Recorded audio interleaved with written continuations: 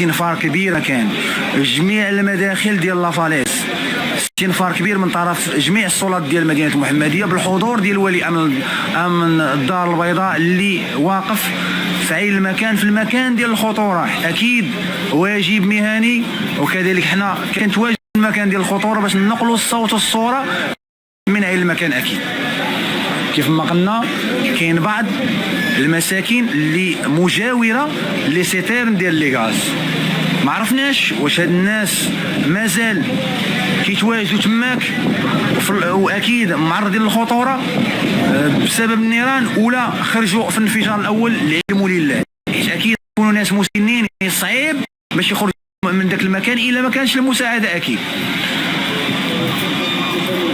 وكما قلنا الامور صعيبه وصعيبه بزاف.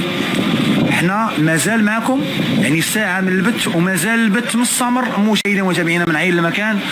كما قلنا نتمناو الامور تكون تحت السيطره، نتمناو ما نصدموش في شي امور اللي تكون خطيره واللي توقع بمدينه المحمديه، حيت المكان اللي فيه انفجارات مكان حساس وحساس للغايه. وهذا الشيء علاش شفنا الحضور ديال ولي امن الدار البيضاء وكذلك عامل عمليه المحمديه.